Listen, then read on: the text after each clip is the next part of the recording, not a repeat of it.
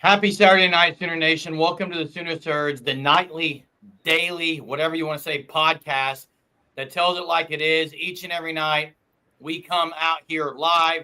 You show up every night live, and we love it. I wouldn't trade it for anything. Thanks to everyone for joining us. 42 is the number of days until OU football starts. Someone Dow Post already said, who's the greatest number 42 at OU ever? Rufus Alexander was a name that was thrown out there. Any others you can think of, Jay? I saw Peter put Dante Jones. I mean, I would go with probably Rufus, but if you go back like earlier days, or probably some that we're not thinking of, that might have been extremely good. So, but Rufus to me is the one I can think of just off the top of my head that I would go with. Yeah. What's up, Brandon? Johnson's got a serious question tonight. Well, it's time for a serious answer. Drastic times call for drastic measures. Big commit day tomorrow for KB Longhorn. Yeah, Texas is going to get Cooper, running back. Sounds like what I've heard. 2027 guy? No, 26, running back, right? I'm thinking of the other guy. Yeah, I'm running back. Yeah, I didn't think Dante Jones was 42. I didn't either, but Peter put it in there. But he wasn't 42, Jay. I thought he was 52. Yeah, Baker was in Norman today having a little camp. It said that he's going to talk to the media. Yeah, that he's going to stay in touch with John Mateer. Thought that's good. Yep. I mean, we're right around the corner, Jay, from practices happening. And you know what? Jay Johnson has me on the edge of my seat right now about the serious question. So instead of that, opening the phone lines 10 to 15 minutes in, I'm going to open the phone lines immediately. Okay? Okay, Sooner Nation, we're opening them up right now because I want to hear what this serious question is from Jay Johnson. Here's how this works. And before we do, I just want to, Braden, first off, thanks for asking. Would really covet prayers for our sister, for my dad, for our dad. Our sister is not feeling well at all. She just really needs to feel better and get some sleep, and just really could use some prayers for some comfort for her. Just really would appreciate it, guys. Yeah. And our dad as well. But thanks for asking. Let me say this, Jay. The FanStop, thefanstop.com, check them out because they have a great, fantastic Shirt of the Month club that you can sign up for. Just go on their website, thefanstop.com, and look at the different packages that they have and sign up for one, and make sure you use our code SURGE to get 10% off your first 3 months, and you guaranteed to get that August Shirt of the Month club if you sign up by tomorrow. Okay? So do that for us. We'd really appreciate it. Kevin and the guys at FanStop are just elite people, elite company, all of it just great, all across the board. Phone lines are open. Call in and give us a hot take quickly. Give us a hot take or give us a serious question, as Jay Johnson's going to do. Hit that like button. Hit the subscribe. Make sure you do it. We appreciate it. If you're new here, thank you. If you're not new, thank you. Okay? We'll wait. We'll wait for Johnson. And Chester's asking about a defensive back past years ago name. I'm drawing a blank on number 42. Well, Brodney Poole was 23. Turner Yell was 44. But he's saying passed away. I mean, Average passed away. Average was 7. Oh man, this could be funny if we talked about this, but maybe we'll talk about that a little bit later. We got Johnson on the line. I'm seriously wondering what the serious question is from Jay Johnson, who spent a lot of today out buying stuff for daughter's move. It's been a long day, he says. I'm ready to hear it. Hey, I got a serious question. So I was thinking all day today, what happens if OU doesn't win this year? You know, if they go out and somehow Mateer doesn't play like we think he can play, we go 6-6 or 5-7, we have to release BV. Who's going to hire the coach? You got Joe C's going to be done at the end of the calendar year. Is we're going to have a lame duck hire from an athletic director that's going to be on his way out. I mean, you have to hire him quickly because of recruiting and so forth. What's going to happen? That would be the worst scenario. That I tell you, that would be a bad. No, I'm being serious. I mean, I'm really serious because the state of the program will be in a world of hurt. I mean, really, what happens? Have we thought about that? We haven't. I would hope they have, but I'm not sure they have because everyone's banking on. And when I say everyone, I'm not talking about the fan base. I'm talking about those in the administration. They're all banking on it working. So if it doesn't, yes, it puts a major kink in this program. And you got now. I would say this, Johnson. Joe C would still be around because he's going to be there till 2028. So he's going to have his hand in the fire. But I think the first thing you'd have to do if that scenario happened, which would be awful, is you got to go big, which would be a Nick Saban and Urban Meyer, or just some big. You'd have, yes, Jay, you would. Jeremy, why would they? You got to have an AD in place first, don't you? I think Johnson. When do you think the new AD would be kind of brought in? I say by Christmas, but I was hoping by 1st of December, but you don't know. I mean, I don't know. That's why when I say it's a serious question, because it could happen. I don't want it to happen. Nobody wants it to happen. But what if it does happen? What if Meyer, I seen some footage today. Meyer struggled against Wyoming. They were 3-9. I mean, he didn't have a good game. I mean, what if it really? What if he doesn't really pan out against this SEC competition? And what's going to happen to the program? Well, yeah, I mean, you could ask a lot of what if questions, and I agree with you. You would have to cross that bridge when it got here, but it would be a very tall task with certain pieces missing. I agree. That's a serious matter. It'd be the worst situation they could possibly have. But you know what, Johnson? I don't even know if you think about it, if they have a bad year this year, let's just say you mentioned 6-6 or whatever. 2 years of being in the SEC and having 7 wins followed by 6 wins, I don't think it matters who's at 80. That's a bad situation to be in general, because 2 years in the SEC, what are you selling now to recruits if you have that back-to-back years? You're in the SEC. It doesn't matter if you're not winning. So you just got to go win, baby. They have to win this year, man. They have to win, but I've been thinking about this all day. I think I woke up, feeling pretty good about, I still think we're going to beat Tennessee. I think we're going to have a good season, but I thought to myself, not to be negative Nancy, but it's like, what really does happen if this doesn't pan out? I think I saw a video. I think that's what got my mind thinking around. Meyer didn't play well against Wyoming, and what if this doesn't pan out? We're putting a lot of pressure on a guy that's played 1 year of college football, and we're hoping that he's the savior.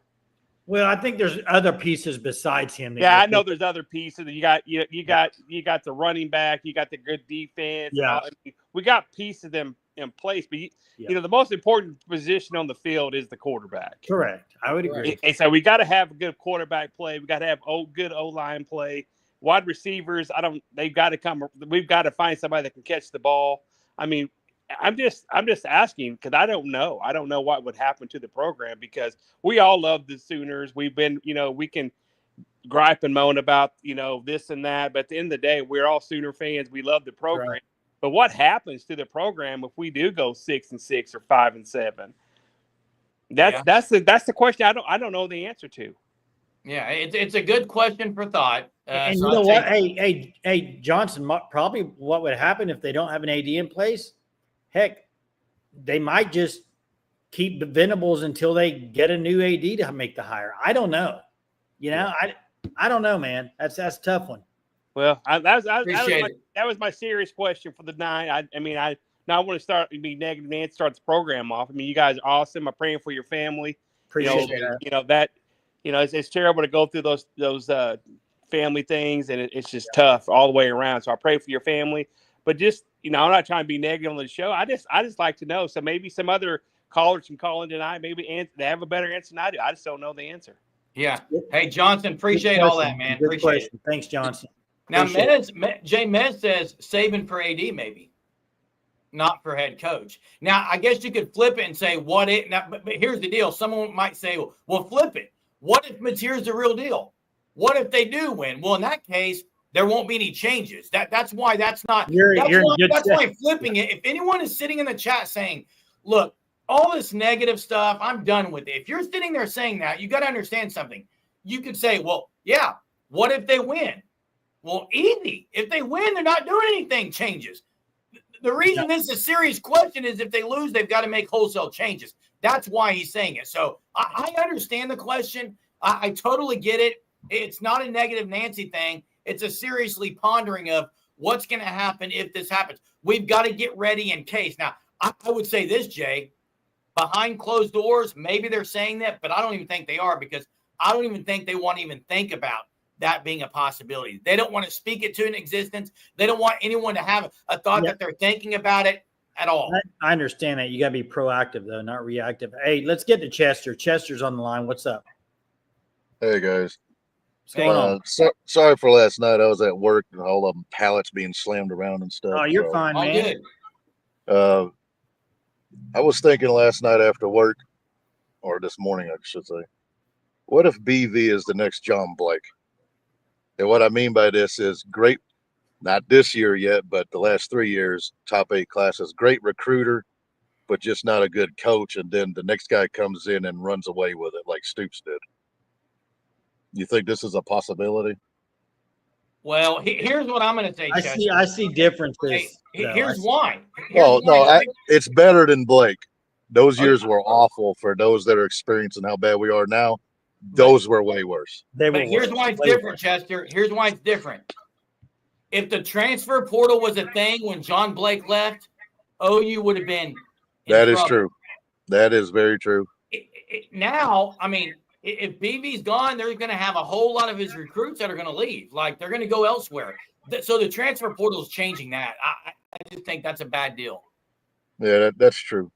And I didn't hear all of Johnson's stuff, but what I'm hoping for, which I know will never happen, but what if Saban did become our AD and he hired Urban Meyer as head coach? Oh, my goodness, would we dominate. Well, y'all wouldn't like it. Y'all wouldn't like it. It would be like 80s OU football again, but man, I would love that. I don't think either. Unless time has passed Urban Meyer by. That is possible. That is possible. Yeah. I wouldn't, guys, if Urban Meyer wanted to coach, he's had plenty of chances to get back into it. Yeah. So I don't. Well, the reason I speak highly of Meyer, I don't know if you guys have ever really. There used to be an NCAA stat page online. I can't find it anymore. And his postseason record is absolutely insane. I think his postseason record was 17-3. He's phenomenal. Even King Barry wasn't close to that. Yeah. That's why I think Urban Meyer might be the greatest coach ever. He just don't get the credit because of how, all the other stuff. Yeah. Anyways, this app is different, so boot me out because I don't know how to exit it. Thank you. We'll boot you. Hey, good call, Chester. Mike Thorpe is kind of saying exactly what we were just talking about, Jay. What scares Mike is if OU has a bad season and fire BV, think about the wholesale player exodus. It would definitely set the program way back. Yeah, it's not at all what it needs to happen because it would set the program back. It would. Dalpo says, wait, so we would take Saban but not Stoops for AD. Hold on a second. Stoops isn't going to be an AD. I don't think either one of them is either. I wouldn't want either of them as an AD. I mean, I don't think that's an AD now. I would want Saban or Stoops as a head coach, both of them. Yeah. Hey, just so everybody knows, so if you're just joining us, and you see the comments, you've heard what we're talking about. Nobody is sitting there saying OU's going to stink this year and BV's going to get fired. So just don't. I know how it always works on this show. For some reason, people will catch a little bit of the show and say all they do is talk and they don't like BV. That's not it. In fact, I think you were leaning 9-3. I know Johnson that called in has him. Well, Chester's got him 9-3. So we're not saying that. We're just, we do this show every night. We talk about things that could happen and you never know. So it's just a topic we're talking about right now. So yeah, I've got OU 8-3 with LSU coming into town. That's what I have right now. I have not picked that game in my mind. As I do, I will give you my record prediction. But hey, we are. Don't apologize. I like it's just a topic. I like it. And that's what we do. 365 days a year, you got to have something to talk about, right? And I like the question you opened it up with. Well, we're only 42 days away right now. Hey, and I'll say this. If the OU athletic department hasn't discussed it, then they're going to be reactive. You got to be proactive. So you always got to think about those things, even though you hope and wish they don't happen. You got to think about them just in case they did. That's part of the issue, I think, with Oklahoma, with the Seth Luttrell thing, the hire. I don't think they were proactive at all after that. After Levy, they weren't, Jay. They it weren't. was more like, well, lesson. yeah, Seth Luttrell's here. Let's just bring him. I'll be easy. Daniel says Coach Stoops will not be the AD. He just asked him. So don't worry, okay? Daniel just asked him. He's not in for the job, okay? Daniel's got connections, man. Wait, 42. Oh, yeah. Now this is right. First, first, I read this. I read this first and said, wait a minute. Did we do something wrong? But I know what you're saying. Illinois State scrimmage, 49 days till the season starts. Med says Johnson went from – oh, wait. I don't know what that is. Hey, I know Sooner fan asked earlier what the best meme from the Coldplay thing was. You've seen them all, right? Have you seen them? Yes. I think I saw my favorite one tonight. I've seen a few really good. I texted it to you. Did you see it? I thought he resigned, but he did resign today. Yeah, crazy stuff. I thought, Jay. Hey, the fan stop says it's hard to determine what BV is as a coach. Now let's address that. Let's address. And that's a good point there, Kevin. That's a good point. Listen, what do we know about BV as coach? Here's what I know. Really good motivator. Would you agree? Would everyone in the chat just put yes? I'm going to give you 10 seconds. Would you agree BV is a really good motivator? Yes or no? I'm going to wait 10 seconds. Okay. Good defensive coach. Well, let me ask a few questions, Jay. Oh, okay. Okay. Chad says, will 9-3 get Venables? Yes. Absolutely. For another year at least. 8-4 does. Okay. So I think most people would agree as a coach. The question about fan stop said, we don't know what he is as a coach. We know he's a motivator. Okay. I also would say that we know on the other side of things that he hasn't been good at in-game decisions. That's to me. I don't know in-game decisions if he's got it, Jay. Now, Fanstop is saying it's hard to determine what he is a coach because both subpar years he had quarterback issues. And yeah, I get the injuries, all those things. The team never quit on him, so the motivation stuff, totally get. Like, he's a motivator. You can't argue that. X's and O's, playing personnel decisions, hiring and all those things, that's all under the head coach responsibility. Has not been good at. Yeah. All right. I'm with you. Wow, look at Gary. Welcome, Gary, and welcome to Dropping It Like It's Hot here. Sooner National Champs 2025. You heard it here first, no fluke. Are we talking football, gymnastics, or are we talking football? Now, I've got to say something. 918. You honestly think 8-4 get BV off the hot seat? I think its playoffs are gone with the current state of the boosters. Maybe that change would feel good. Now, here's what I would say. 9-3, he's not getting booted. I agree 8-4 and no playoffs, he probably should be booted. However, with going back to what Johnson posed earlier and the fact that they're going through the AD change, does an 8-4 say, does that say, you know what, give him another year, schedule's going to be easier, we're trying to get a new AD, we don't want to set the program back. I can see that conversation, that narrative being had within the confines of the Oval Office there in Sooner Nation. Well, and I think 918's onto something, though. And I'm not specifically saying I think he would be off the hot seat. I'm saying they would probably have him off the hot seat. But I see what you're saying with boosters. And boosters have pull, man. They do. And if they're not happy, Hey, so I think it depends on how the season.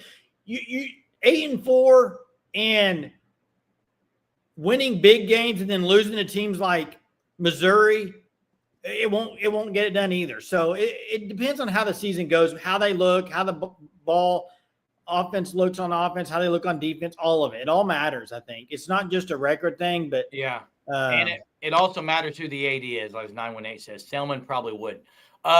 Jay, Chief Keef says, how can people forget about all these terrible losses? Let's just talk through the 3 years of BV.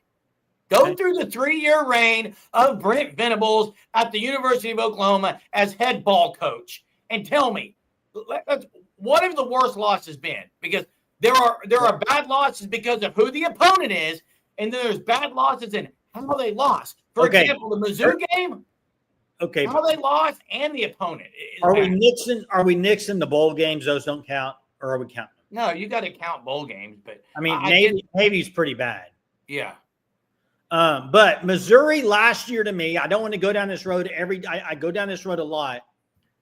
The Missouri game last year, with what they had done all year long, to go in there and try to go score with 30 or 40 seconds left for that offense, and you lose the game. That's that, and then the Kansas loss. The Kansas game 2 years ago, it may be the worst loss as a Sooner fan that I've been a part of, because Texas 2 times just getting dismantled. I know injuries have played, but this Kansas, that 2023, when you beat Texas 34-31, and then you lose to OSU and Kansas, specifically the Kansas loss, and the way they lost when Dylan Gabriel had been lighting it up, and they threw 7 passes in the second half. I mean, some ridiculous amount. Yeah, not good. Well, and here's the thing. He's had some big wins at Oklahoma. I mean, Alabama last year, the Texas game the year before. I mean, he's had some big wins. Right. Consistency has been a major issue within games. Now, you look at last year, Tulane, I mean, this team could have lost a lot more than they did. Houston, Grayson Halton gets a safety, they may lose. Correct. Offense couldn't do anything. Yeah. So, guys, I think we're going to see a different team this year. I think we'll see a different team. I do too. I think it's going to be exciting. I can't wait. There is the call-in link. We're about halfway through the program tonight. Again, we go live every night at 9:30 if you're new here. We also always want to shout out the great people and the great product that you would get if you go to thefanstop.com and sign up for their Shirt of the Month Club. If you're not an OU fan, they've got tons of college universities that you can sign up for your favorite team's Shirt of the Month Club. You can even use code SURGE and get 10% off, even if you're not an OU fan, to support your team. But check out the different packages they have and do it by July 20th, which is tomorrow. Get off here tonight and do it, and you'll get the August Shirt of the Month Club. If not, do it then and get the September Shirt of the Month Club, because I know one thing, it'll be elite also. Daniel says, past terrible losses have nothing to do with future seasons. Agree. They suck to think about, but do not wait. I agree. That has no bearing on this team, except, and it doesn't this year because John Mateer wasn't on that team. But if you had a quarterback, for example, if Arnold was still at OU, you could say those past losses where they couldn't get over the hump could still play a role in someone's mind. Now, I would say that, Daniel. Now, with this team, so much new turnover, all those things, I don't think you can say that. Now, the one constant is you do have a lot of the staff that's still there. And I would love to be a fly inside the wall, and Daniel probably could be because he was on the team and has connections way more than I do. I would love to be a fly on the wall. I would love to just ask BV, what have you changed since last year in how you practice, in what you're doing in the film room, and how you're approaching personal training, nutrition, whatever. What you're going to do on the sideline. Is Kevin Wilson's role going to be this? Like, I would like to know what's been changed. Because, look, BV really seems like he's a self-reflector. He's got the the characteristics of a self-reflector, which in my mind, guys, is one of the best things you can have. But as 918 says, he seems like he's a self-reflector, but then you look, he's got exact same staff, some of the same answers. So again, I would love to be a fly on the wall to know those things. Yeah, Johnson, thanks for the super, man. Really do appreciate it. It says OU beats Tennessee. He said that last night. He's sticking with it. I like it, Johnson. Thanks for the super. Hey, do you remember this mindset? You lose one game, season's over. I still have that mindset. I know, but it's just, hey, going back to these losses, you know, one thing we haven't really talked about it, but I do think it's a fair thing to talk about is go back to his first 2 years at Oklahoma. And specifically, let's go to year 2. They beat Texas. They lose to Kansas and OSU. And a lot of blame, Jeremy, you could go listen to post-game podcasts, you, me, a lot of people were ripping Lebby at that time with some of the play calling stuff. You got to remember, Jeff Lebby, even though he was at Ole Miss, did he call everything? I think Lane Kiffin had a lot to do. I think he was still learning on the job. What you have with Arbuckle is a guy that has called it. Yes. And so I think they have somebody on that side of the ball where Brent Venables can have a little bit like, hey, you know what you're doing. Like, I think Lebby was really good, but I don't think he was. I think you had Lane Kiffin, an offensive-minded head coach, where when it came down to crucial moments specifically, he was the one that Brent Venables as a defensive guy in that situation. I'm thinking specifically 4th and 2 against OSU. They run a 1-yard pass to Drake Stoops. You can't run that play. You got to run to the 6. There's just different things. I think having an offensive guy in there, and Arbuckle is that, and he can't really rely on Brent Venables because Brent Venables doesn't know offense like that. He's a defensive guy. So Arbuckle is going to have full reign, and I think with the experience he has calling plays, I think that's going to really be a benefit for Oklahoma, man. I'm going to say something, Maz. I personally do not think Lebby had full trust in DG. I do think, and this is a valid point here, I believe that when an OC has full trust in the quarterback to allow the quarterback to make plays and do what they want and can open up the entire playbook and not hold anything back, that's when you really start rolling on offense. And I think Ben Arbuckle, Buck, as John Mateer says, has full trust, has given John Mateer the keys to the offense, and has no issue with him not even being in the vehicle, okay? He's not even in the vehicle. John Mateer is driving it, and he knows exactly what Buck wants to do, and that to me is going to be the key this year. What's up, Austin? How you doing, man? Hope you're doing good. That's my point. That's my point there, yeah. 918 says, I think Lebby knew DG was limited, and that's fair. I mean, I could see that maybe. Farm and Nate, I want to get what Farm Nate says. Thoughts on a 3-loss OU team making the playoff due to the tough schedule? Depends on the 3. Talked about this last night. It depends on who the 3 losses are to, and it depends on if the 3 losses, if you lose to one of those teams and they're ahead of you or they're equal with you and they beat you, head-to-head is going to matter. So it depends. I mean, it really just depends on who you beat and if they're kind of tied with you in the rankings, I think. So,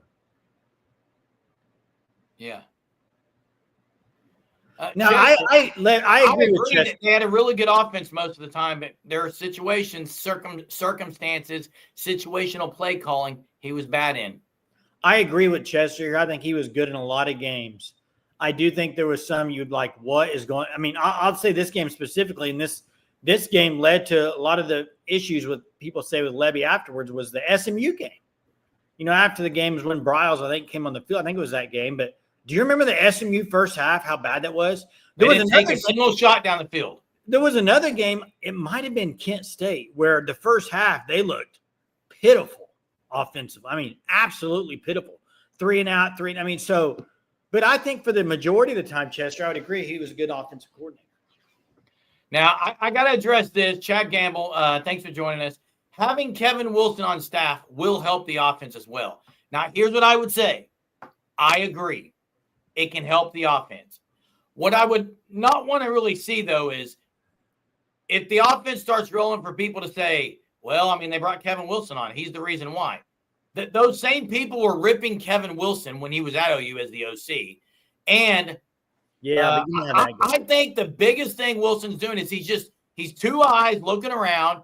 He's played a lot of football, coached a lot of football in big-time conferences, at big-time programs and universities. He knows what it takes. He knows what certain things should look like. That is the biggest asset he's got. And he can sit there and say, yep, that's the real deal. Hey, this change it up here. I do like that.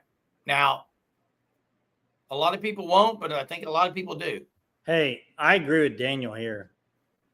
Sometimes it seemed like that's what he wanted to do, and it's like, we got to call. I think that hinders you. When you try to go that quick, it can definitely hinder your play calling. Are you a fan of a gimmick offense? No. I'm not. Not against big-time competition. Yeah, 7-3 against Kent State. I just think when you go fast all the time like they were trying to do and trying to get that many plays off, sometimes it can limit you getting the best play called. And I think it can lead to penalties on the offensive line, to be honest. But I think you can do it sparingly in different times. But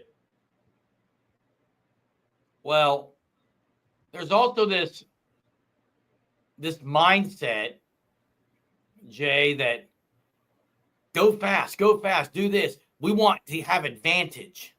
We want to get numbers advantage where they can't substitute. I get it. Like some of that makes sense, but they're also, to me, what you're also saying is we don't want to line up man against man. They may beat us. Let them sub. Give your guys a breather every now and then. What's up, Aaron? Aaron says Kevin Wilson just fits that role better, I think.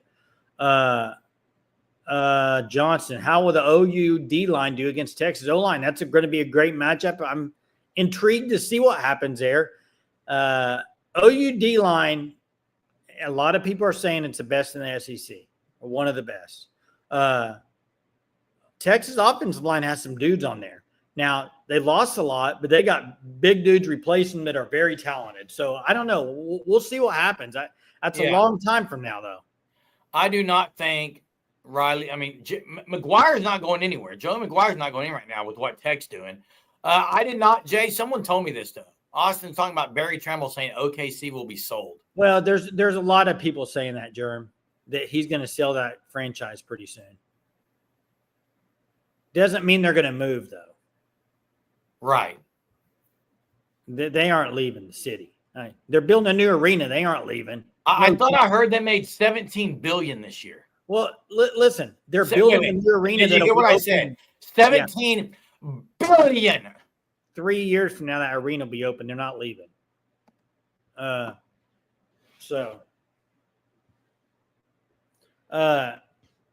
He would be smart. He'd make good money right now selling it. And he got a championship. I mean, I understand it. Yes, Anthony, they did get 2 transfer pitchers, if I recall. Yeah, I mean, Clay Bennett's smart. It's not his first rodeo in business. He knows exactly what he's doing. Yeah. Hey, I think we're 6 Saturdays away from Sooner football. Correct. But we're 5 Saturdays away from football. So that means who's that opening week game? I would have to look. There's a good one, though. There's a good one. Yeah, there's a pretty good one. So can you believe that 5 Saturdays away? Oh, it's going to be here so quickly, Jay. Okie veteran, how good is the depth on the D-line? Need great depth in the SEC with Venable style. Jay and I argued about this the other day. I think it's the deepest unit they have.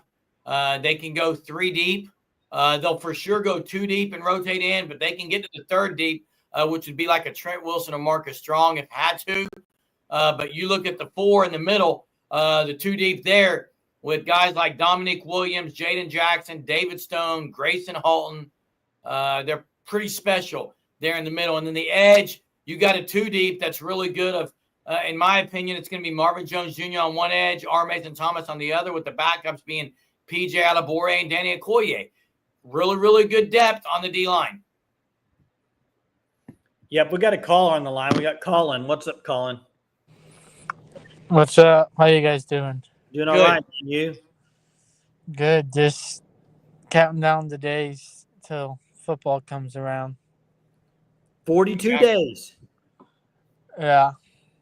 I just feel like I just need us to have such a good season, a bounce back season after last year, just to wash that out of my head. A lot of OU fans think that, Colin. I'm with But, you. yeah.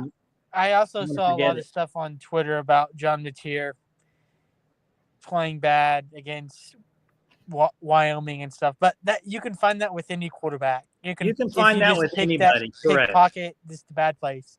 Because they were Right. even talking about his Texas Tech, him throwing 3 of his 7 picks or 6 of his 7 picks in the Texas Tech Wyoming games. But Yeah. people don't understand that. Yes, that first drive against Texas Tech, he threw an interception, but then he bounced back and they won by 20. Yeah.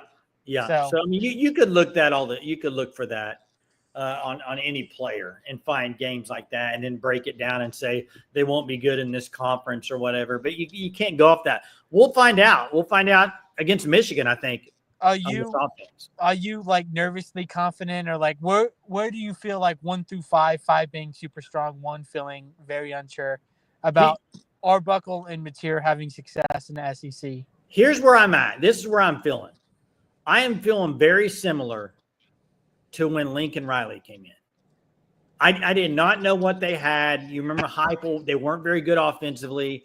I was kind of like, I'm excited about this new offense, but I need to see it. And then we all know what happened. I'm kind of feeling like that because it was so bad last year offensively that I'm like, oh, man, I want to get back to the days like Hollywood Brown, CeeDee Lamb, just scoring points all over the place. So I got this excited feeling, but I'm reserved a little bit because I want to wait and see.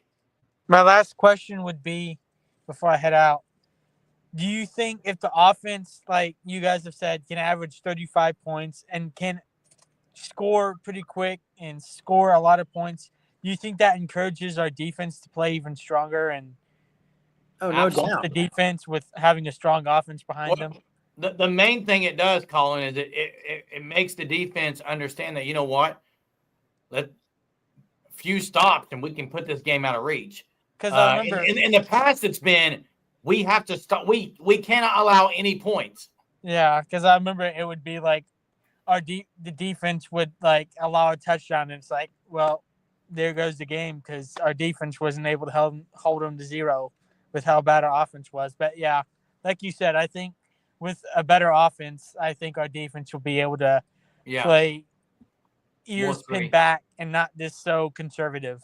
Yeah, about not making the mistake, because I feel like that's what I want to sometimes kind of see more of this defense is play with their ends, like ears peeled back, more physical, more trying to jump the gun. Right. But they weren't really like that last year because they had to play more conservative. They couldn't be that more risky play. Yeah, that's right. You're right about that. I appreciate and that's that, where Colin. I think BV calling the defense will definitely help. I think so too. I think they'll be good. All right. Thanks you guys. Colin. Have a good weekend. Mez is asking us a question. I didn't get the Jay question. or Germ know what? What was the question? What's the question? I can't see all the chat at the same time. I'm trying to make eye contact. Hunter's not here tonight, so we're trying to keep up with both. Hey, Jay, you mentioned Lincoln Riley's first year, 2017. You mentioned Hollywood Brown. OU's success this year, when you talk about, Colin asked 1 to 5, where would I kind of rank my confidence in Buck and Mateer, but I think it really hinges on the receivers. And you go back to 2017, Jay, I'm trying to think off the top of my head. I mean, Hollywood Brown was new. And in the offseason, wasn't that 2017? Right? That wasn't Lee Morris. No, but wasn't that Hollywood's first year? I'm trying to remember. Probably. The hype for Hollywood Brown was not much. No. He came onto the scene. He bursted onto the scene with Gus Johnson. He was not getting hype before the year. Is the answer Florida on this? What was the turnover loss? I was going to say Mississippi State. I was going to say Florida. But I don't know. That might have already been guessed, and it might have been wrong. Besides, now somebody already guessed OU, right? I thought OU had been guessed. I thought OU had been guessed. If not, it was OU. Last call. Hey, Jay. Yeah. It was Texas. Wow. In turnover margin, what was the question? Turnovers lost. How many turnovers did they have? I mean, yours threw some picks. Wow, that's a great trivia question. Hey, Mess, that is an unbelievable trivia question. Hey, Wow. Jay. I would not guess that. D.D. Westbrook, C.D. Lamb, Marquise Brown, Charleston Rambo, maybe. What? I'm trying to think who was on that team. Was Westbrook on that team? I thought. No, he wasn't on the team with those guys, was he? I can't remember, Jay. Someone in the chat will know. I know CD and Marquise Brown were. I'm thinking Rambo was. Who was the transfer? Who was the transfer they had? Speedster. Out of the guy that went to the NFL? Yeah, did not pan out. Jeff Badet? Badet. Are you talking about Badet? Yeah. Was he that year? I don't know if he was that year or not. Was he? Maybe he was. I think that was his year, but he didn't play. He didn't do much, Jay. I thought he was going to be better. Look at this. 12 fumbles, 14 interceptions. That's unbelievable. And that's what I'm saying about Arbuckle, Jay, and Mateer. If you throw a pick or two, again, it's not the end of the world if you can score points. Hey, that seems like an awful lot, Mess. Wow. I need to go look at stats from 2017. You do it because I'm going to ask trivia here. I'm going to ask trivia. I'm going to try to top that trivia that Mess just asked, but it'll be tough. But here we go with trivia tonight. You can Google this up and find it pretty quick, but I just want to know who wears number 42 for Oklahoma this year? We're 42 days away from Oklahoma football. Who is wearing number 42 for Oklahoma this year? First one to get it. Just go win, baby. Michael Jones. Oh, A.D. Miller. Yeah. There's two names. And also, Jay, Lee Morris was on that team. But he didn't play. Remember, he had the connection with Kyler. That's when he got going. Yeah, Wyatt Gilmore's the answer. Yeah, Wyatt Gilmore's correct. Of course, 918. Jeremy, do you know where he's from? What state? Not many guys from this state that Oklahoma. Northeast. North. Yeah, Minnesota? Yeah, Minnesota, man. Minnesota. I don't even follow recruitment, man. Minnesota. You do not sound like a Minnesota person. Okay. Yeah, the fumble. Hey, man, they didn't throw many interceptions because they got sacked all the time. They got sacked. They couldn't even throw the ball, and no one was open. Yeah, it was bad. It's not going to be that bad this year, though, is it? Hey, guys, it's been a good night, Jay. It always is a good night at the Sooner Surge. Been a good night. You like my fresh haircut today? I like it. I'm thinking about getting mine up, but I've been growing it out. Look at the back, dude. It's curling up. Well, I noticed the other day you had your visor on. It was coming out the top. It's great. You won't go much longer, will you? We'll see. What if you just kept growing it out till OU loses a game? I don't know. We'll see, Jay. No, just do it. Just do it. Step up. Guys, I just want to, again, echo what Jay said earlier. Echo some what you guys say, and just very appreciative of the chat, of the callers, for the callers. Appreciative of the faithfulness in the Sooner Surgeaholics for joining us every night at 9:30. You can be doing plenty of things, but you set your computer or your television or your phone to tune in to us, and we do appreciate it. We're not a channel who sits here and promotes supers, who try to sit here and say it's about how many likes we can get. We genuinely, seriously, just like chatting up with football with you guys. So thanks so much. Really appreciative of the prayers We know that, and I can say this, I trust that those are not just flippant words when you're saying that, but I do trust that you are also lifting up in prayer. And we do genuinely appreciate everyone on here. Please hit the like before you leave. Please check out the Fan Stop at thefanstop.com. Again, it's great, great stuff there. And thanks so much and appreciate it. We'll see you tomorrow. Have a super Sunday. 918 just opened a second location and stops in the middle of cleanup to stop and watch. Appreciate that, 918. Appreciate that.